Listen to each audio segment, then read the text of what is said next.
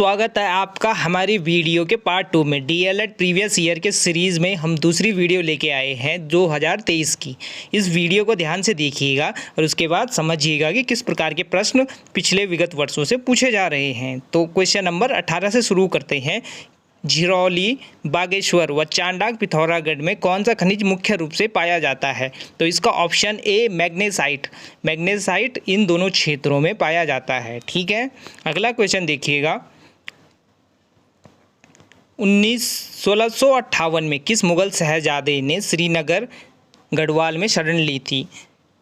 1658 की बात है। उस समय गढ़वाल में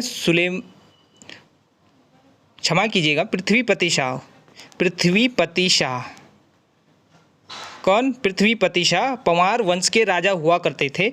उनके दौरान सुलेमान शिको, जो दारा शिको का बेटा होता है, वो शरण लेता है। तो सुलेमान शिको 1658 में कहाँ आते हैं? श्रीनगर में आते हैं, पृथ्वीपति शाह के टाइम पे।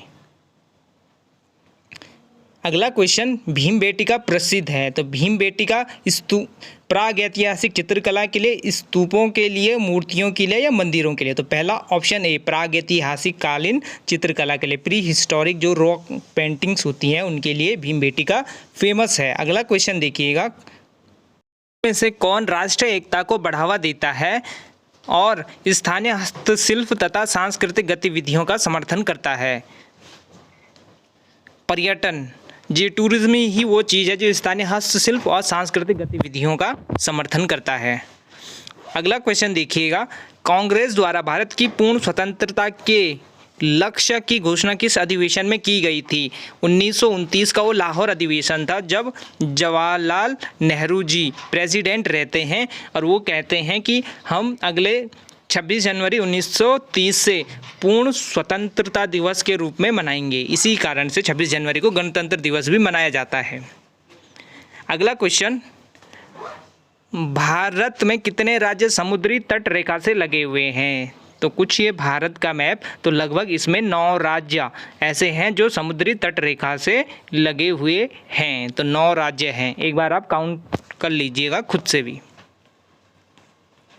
अगला क्वेश्चन, निम्न में कौन सा प्राकृतिक बहुलक नहीं है? कौन सा नेचुरल पॉलीमर नहीं है? तो कौन सा ऐसा पॉलीमर नहीं है? देखिए, सेलुलोज नेचुरल होता है, रेशम नेचुरल है, रबर नेचुरल है, लेकिन प्लास्टिक आर्टिफिशियल बहुलक है या आर्टिफिशियल पॉलीमर है।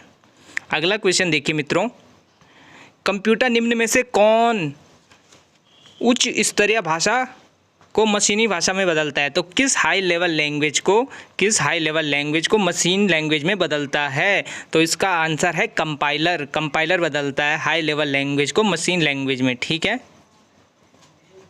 अगला क्वेश्चन, राज्य लोक सेवा आयोग के अध्यक्ष की नियुक्ति किसके द्वारा की जाती है? तो राज्य लोक सेवा आयोग के अध्यक्ष की नियुक्ति राज्यपाल के द्वारा की जाती है। और यदि पूछें कि संघ लोक सेवा आयोग के अध्यक्ष की नियुक्ति किसके द्वारा की जाती है, तो संघ लोक सेवा आयोग के अध्यक्ष की नियुक्ति राष्ट्रपति के द्वारा की जाती है। ठीक है,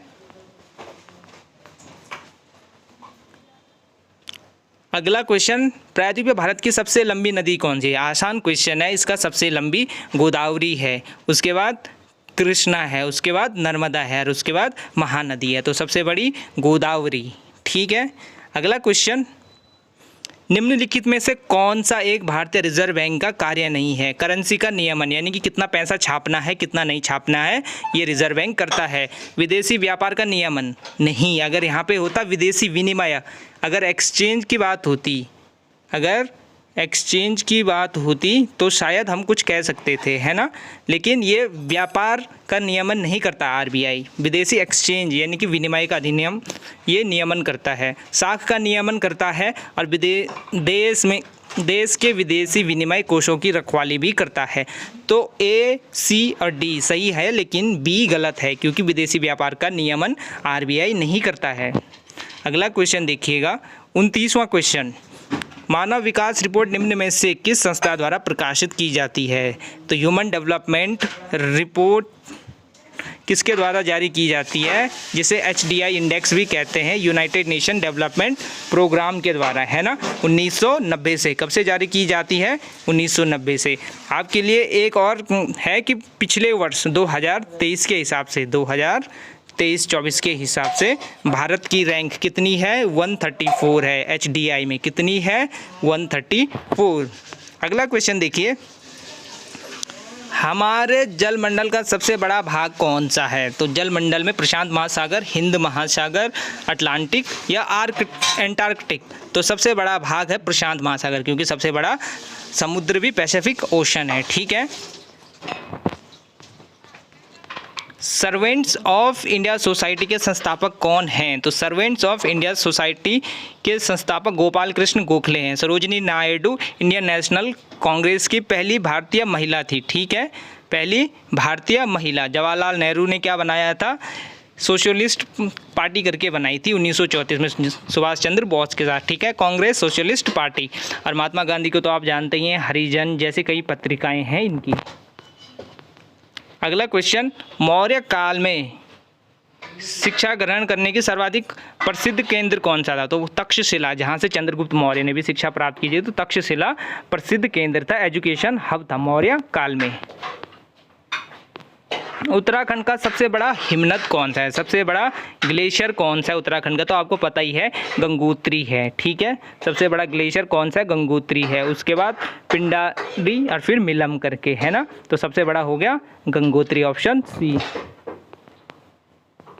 अगला क्वेश्चन देखिएगा, आज की वीडियो का लास्ट क्वेश्चन है कि G20 शिखर सम्मेलन के संदर्भ में निम्नलिखित कथनों में से कौन सा सही नहीं है। देखिए, G20 की स्थापना 2003 में हुई थी।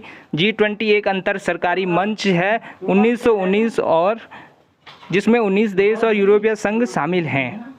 G20 नेताओं का शिखर सम्मेलन राज्य सरकार के प्रमुख स्तरों पर 9 से 10 दिसंबर 2023 को दिल्ली में आयोजित किया जाना प्रस्तावित है। तो देखिए, इसमें पहला ऑप्शन ही गलत है। पहला ऑप्शन 1999, G20 की स्थापना 1999 में होती है, ना कि 2003 में।